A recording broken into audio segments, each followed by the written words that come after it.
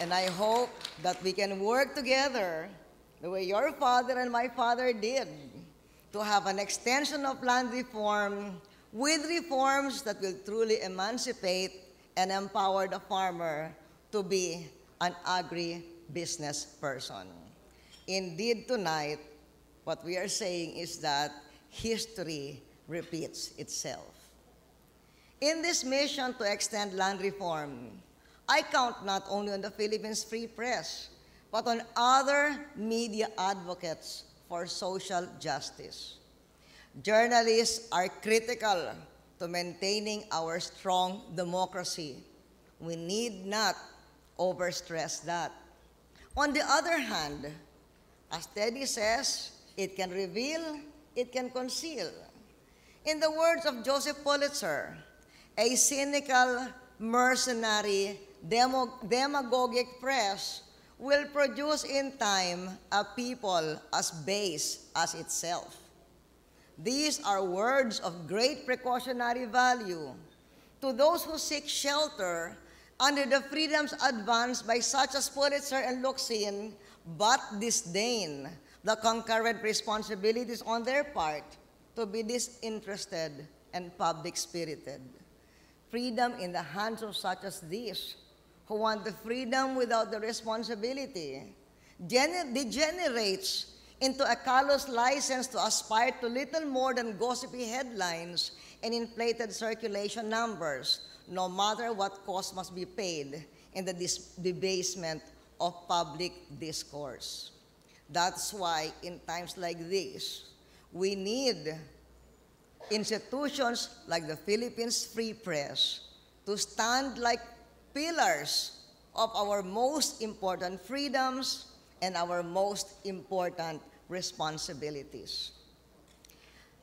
I deplore the killings, be they from left or right, against journalists.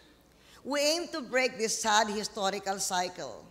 We're focused on bringing perpetrators to justice, working with Congress to pass new laws to protect victims and jail criminals, and exhort the nation to leave behind its terrible legacy of political violence and clan vendettas. We've been making progress in stopping the tragic killings of journalists. Our law enforcement agencies have been achieving success in bringing to justice those who carry out these crimes. That has been the case in the tragic killings of the broadcasters Dennis Cuesta, Martin Rojas, and Bert Season.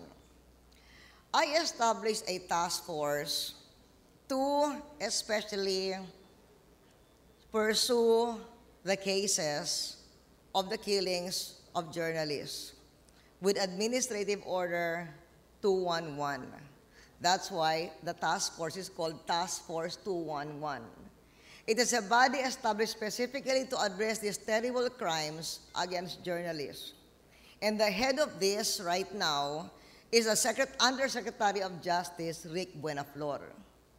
A few days ago, and a few minutes ago when I talked to him on the phone, he said that the cooperation of the families of the broadcasters, of these three broadcasters, contributed greatly to the solution of these cases. The cases were solved in an average of 9 working days after the perpetration. And in the case of the killing of Rojas, the suspected killers have already been arrested. It only shows that crimes such as this cannot be resolved by the government alone. Task Force 211 and our various law enforcement agencies need the support and cooperation of all stakeholders if we are to end these killings once and for all. Individuals who provide vital information against criminals who prey on journalists will be placed, if they choose, in the Department of Justice's Witness Protection Program for their security and protection. What I would like to say this evening, in this tribute to 100 years of the Philippines Free Press, in this tribute to the great proponent of freedom, Teodoro Locsin Jr., that we will stop at nothing to protect the lives of our nation's media men and women. We welcome all the cooperation that media can provide. Especially we welcome the cooperation from such a fine paper as the Philippines Free Press. The lifelong cause of the Philippines Free Press has been not just to chronicle the most important moments of the Republic, but to articulate the sharpest insights and deepest aspirations of its people.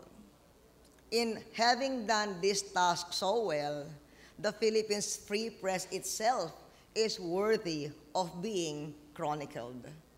The Philippines Free Press has lived for 100 years, but worthy as it is to be chronicled, we cannot even begin to quantify the debt that the Filipinos owe the Philippines Free Press for all the triumphs over evil, over ignorance, over despair, and certainly I will not even try.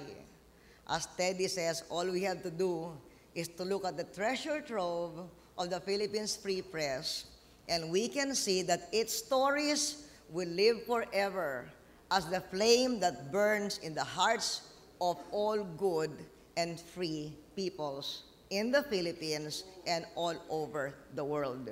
Once again, congratulations and happy centennial to the Philippines Free Press. Thank you. Thank you.